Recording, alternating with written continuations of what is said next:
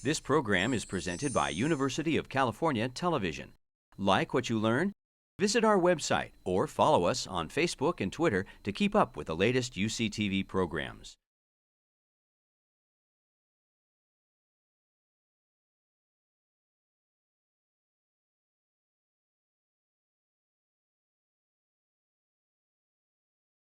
Good morning, everyone. Let us get started. My name is Jaime Sepulveda.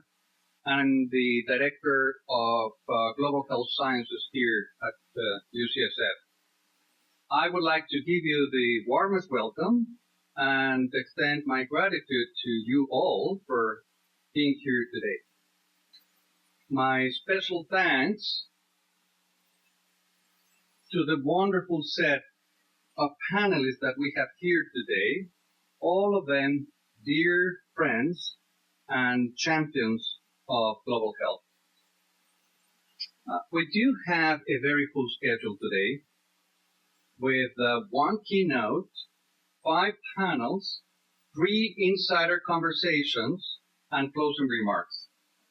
We will cover a wide range of topics from pandemics to preterm birth, from health metrics to product development, from neglected infectious diseases to essential surgery, from the future of financing in global health to the lessons we can learn from countries such as Rwanda and its successes in improving health. There are many other important global health topics that we could not cover because of time and space today. I'm thinking in particular about non-communicable diseases, injuries, and associated risk factors, all of which are taking a huge toll around the world. And I'm also thinking about what comes after the Millennium Development Goals, MDGs. As you might know, there's a new set of development goals being drafted, the so-called Sustainable Development Goals, SDGs, one of which, SDG 3, will define health priorities from 2015 to 2030. But perhaps that will give us the opportunity to have another symposium next year and cover those issues. So why this symposium? Why now? 5 main reasons. 1, first, we're celebrating the 10th anniversary of Global Health Sciences created by our dear friend Haile Debbass. Second, we're celebrating the opening, the inauguration of our new home, the new Global Health and Clinical Sciences building, which was inaugurated just yesterday. Third, because the solid reputation of UCSF in the basic and clinical sciences should be extended to issues of global health and its challenges. So we saw the opportunity for a symposium linked to the special issue of science and science translational medicine on the topic of what's next in global health, to reflect on the scientific challenges and opportunities in global health. And my thanks to Bruce Alberts and Marcia McNaught and Barbara Jasny and Orla Smith for allowing my team to put this special issue of science together. 4th, we're very fortunate to have Sam Howard as our new chancellor. And he has been supportive of our vision to make the Bay Area a global health hub. Finally, the last reason is that the field of global health is at a crucial inflection point. The next set of global health priorities will be critical to the health and well-being of many millions of people over the coming decades, and we hope this symposium will contribute with good ideas. So, the overarching reflection is this notion of global health in a key transition point. It is important to acknowledge the many successes and lessons from the Millennium Development Goals era. It is also important to understand the disappointments of the MDG era and to anticipate what will be required to address the future challenges in health. We have witnessed in the last 25 years remarkable progress in reducing the major causes of mortality and morbidity around the world.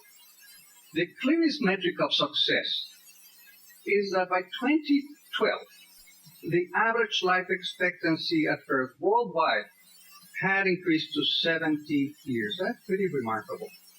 Under 5 mortality decreased from 14% of all live births in 1970 to 5% in 2010, and the goal is to bring those down to 2% by 2030. A key reason for this success was the formulation of the MDGs and its adoption by the global health community. Now, the beauty of the MDGs was that they were simple, understandable, ambitious, achievable, and measurable goals. So these characteristics made it easier to bring together the political will, financial resources, and scientific leadership to make great progress against the burden of disease. As Margaret Chan mentions in her editorial here, our first challenge is to help reach and surpass the health targets set in the MDG era. One urgent task is to tackle the persistent causes of maternal and neonatal mortality. Only 27 of the 138 lower and middle income countries are likely to achieve the MDG4 target for reducing under 5 mortality. In spite of great progress, 6.3 million children under 5 died in 2013, almost half of whom did so in the first 28 days of life. To me, this is the next critical frontier. The great majority of these deaths could have been prevented, and this is one of the aims of the $100 million grant that we received from Mark and Lynn Benya and the Bill and Melinda Gates Foundation, and we're very grateful for that. As the Sustainable Development Goals are formulated to set the global agenda for the next 15 years, it is vital that health remains a priority for development, and that we apply the positive and negative lessons of the recent past to define our future course. The new SDGs contain 17 goals, 169 targets proposed so far, with only one of the goals, SDG 3, focused on health. The current enunciation of SDG 3 is, and I quote, to ensure healthy lives and promote well-being for all at all ages. Sounds beautiful, but means nothing really. So we need a quantitative goal and a measurable target. That is why the recent Lancet paper by Norheim, Pito, and some of us here at UCSF proposes a reduction of 40% of premature deaths, meaning those under 70 years of age, by 2030 as a universal and quantifiable goal.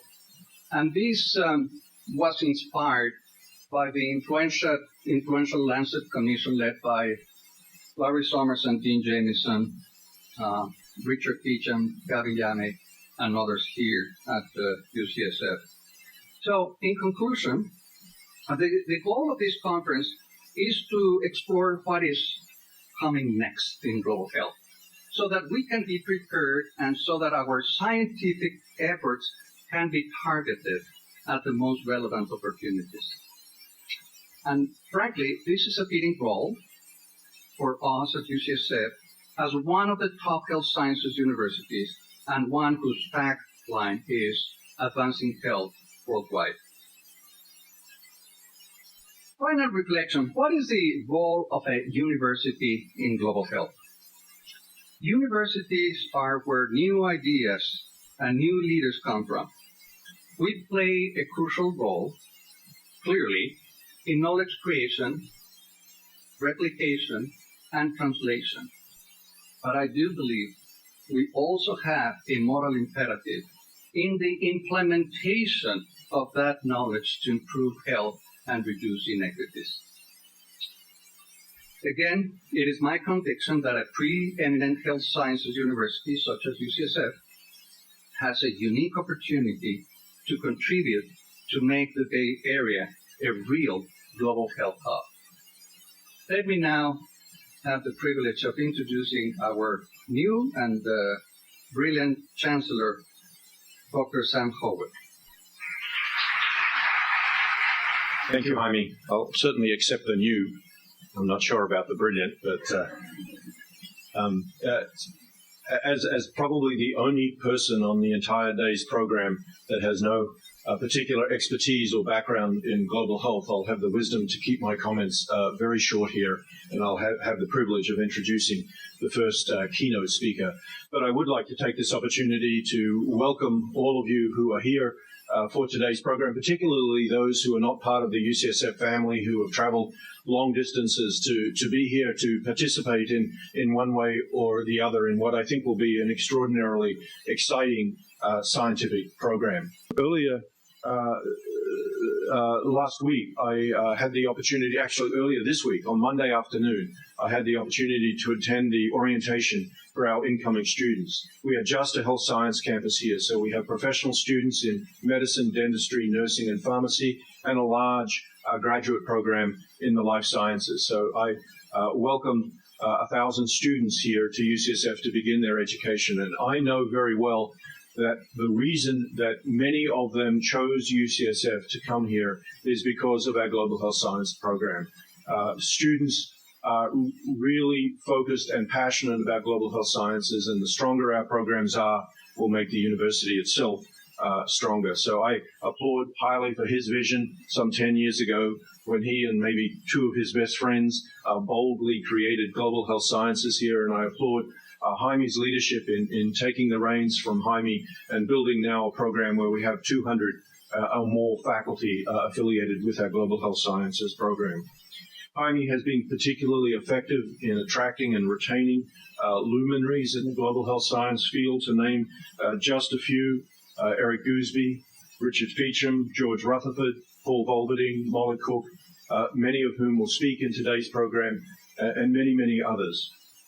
And his most recent fishing and hauling in a luminary in global health was to attract our keynote speaker, Harvey Feinberg, who this year, in fact, just earlier in September, began a year as what we call a presidential scholar here at UCSF, and Harvey will greatly enrich our community writ large, but particularly our global health sciences. As you know, he was the former president of the Institute of Medicine, a former provost at Harvard, and former dean of the School of Public Health at Harvard. And Harvey has had far-reaching impact around the world in many areas, in academic medicine, public policy, public health, and of course, global health. On a more personal note, we created a couple of years ago a Chancellor's National Leadership Council, a small group of people selected from around the country to give advice to the Chancellor, and I enjoyed the wisdom of that group under Sue Desmond-Hellmann's leadership, and now very much look forward to continuing to get the wisdom of that group. And Harvey very graciously agreed to join that group and has been of tremendous value to us as UCSF as we chart our future. So please join me in welcoming Harvey Feinberg to the podium to give the first keynote address. Good morning, everyone. It's a pleasure to be here, and Sam, I want to thank you so very much for that very generous introduction. Jaime, it's a thrill to be here, to follow, in a sense, in your footsteps, because it was Haile Debus who brought you to UCSF through this same mechanism, and it's very difficult to bring people here in that mechanism. Sam, you only have to ask, and people want to come.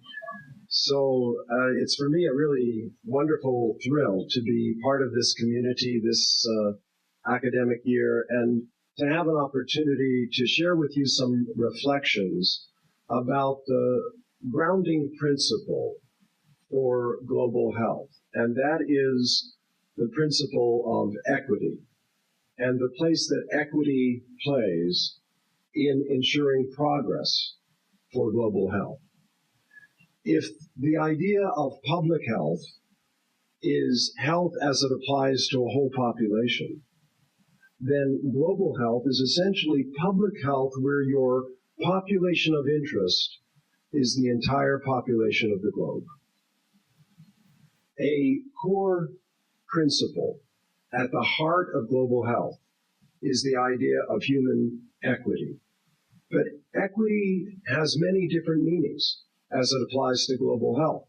And we sometimes use it in different ways to mean somewhat different things. For one, we take equity as a core idea of the individual worth of every human being on the planet.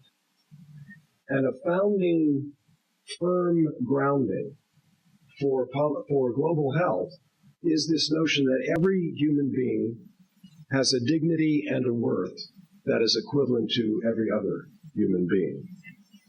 But equity also applies to matters of social endowment, our income and wealth, the place where we live. It applies to our ability to take advantage of resources to live a fulfilling life. And equity in the sense of social endowment is directly connected to opportunities that we have for health. They may or may not be directly connected to a third meaning of equity, which is our exposures to risk and our choices in life about those matters that affect our health, lifestyle, environment, the things that we can do or that are done to us without sometimes our knowledge or our ability to influence, that nevertheless determine our life chances in health. Most of the time, however, when people talk about equity in global health, they mean more specifically equity as it applies to our access to health care, to equivalent health care. And sometimes we also mean equity as it applies directly to the outcomes of health and to our health status. One of the things that is so important, if we take Jaime's message to heart about the importance of measurement and knowledge and goals, is that when we think about where we are trying to go in global health, that we think clearly and we identify precisely what is our goal in terms of human equity. In the Institute of Medicine, when it talked about the quality of healthcare, it defined 6 dimensions of quality. It said healthcare to be high quality had to be safe, it had to be effective, it had to be patient-centered and timely. It had to be efficient. And it said it had to be equitable. So from the IOM point of view about what constitutes good quality healthcare, equity was a requirement for good quality care for a population or for an individual. On the other hand, if we want to achieve equity in health, we know that we also have to apply high quality care to every individual in health services in order to make it equitable. So equity is at once a component of quality, and quality is a necessary condition to achieve equity. I would propose that as we look forward to global health sciences in this next decade, that one very important dimension that needs to be continually reflected, analyzed, studied, measured, and reported is the way in which interventions in global health relate directly to equity.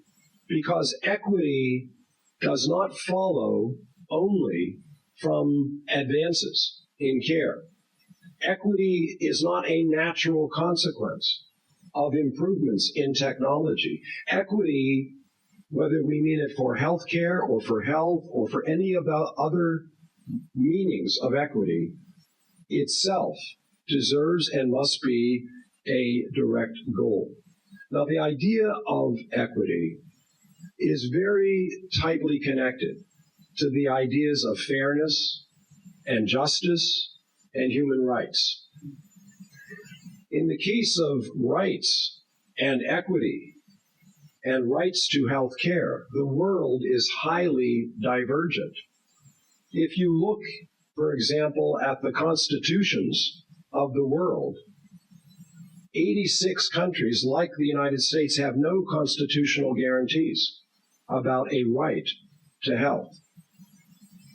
In fact, if you think about the U.S. Constitution and the rights that it guarantees individuals in the United States, there's a wonderful list in what we call the Bill of Rights, the first 10 amendments of the Constitution. And they guarantee Americans the right to freedom of speech and freedom of the press, freedom of religion, the right to assemble and to petition the government, and many other enumerated rights. Every one of those rights in the United States, enumerated in the Constitution, is a civil or a political right. None of them is a social or an economic right. There's nothing in the Constitution to guarantee a right to education. There's nothing in the Constitution to guarantee protection in old age or in sickness. There's nothing in the Constitution about a right to health or health care. Now, it turns out when Franklin Roosevelt in 1944 delivered his final State of the Union address in January of that year, at the end of his address, he made a plea for what he called a second Bill of Rights. Not one that would necessarily be codified in the Constitution as amendments, but something that the nation would adopt as its policy. He called for a right to a good living wage and a job. He called for a right to housing. He called for a right to education. He called for a right to medical care and the opportunity for good health. The difference between political and civil rights anywhere in the world and a right to health and health care is that for the most part, all we ask of government to preserve our civil rights and political rights is to refrain from acting. Do not proscribe our freedoms of press, speech, assembly, religion. What is required, however, to protect health and health rights is affirmative action on the part of government to actually deliver on the services and the necessities that enable a population to live healthfully. Now, it turns out the trend in the world is actually in a good direction from a constitutional guarantee point of view toward advancing a recognition of these rights to health. A study that Jody Hyman and her colleagues at UCLA conducted showed that before 1970, of the world's constitutions adopted, only 1/3 mentioned anything about a right to health or health care. But by the 1970s, it was 60%. And in the 1980s, it was 3/4. And in the 1990s, it was 94%. And after the year 2000, only 1 of 33 newly adopted constitutions did not articulate a right to health. So the world is moving to recognize that a right, and therefore equity for health, is increasingly accepted, but not everywhere, and not uniformly. And in fact, if you examine those countries which do better on advancing on health, They do not necessarily correspond to those that have pledged in their constitutions to protect a right to health. As the world has grown economically, economic disparities have increased. A recent study published in the Proceedings of the National Academy of Sciences compared, for example, the dispersal of incomes measured by the Gini coefficient over time in China and the United States. And if you look at the U.S., we have gone from a coefficient under 0.4, 0.4 or higher is considered severe adverse distribution, inequity in income. But we went from a measure of about 0.37 in 1980 to about 0.47 plus in 2010, 11, and 12. But China, before it started its great leap forward in 1978, when Deng Xiaoping said it's okay for some areas and some people to get richer first, was a very equitable country. Its Gini coefficient before 1978 was on the order of 0.12, very, very evenly distributed, very little income.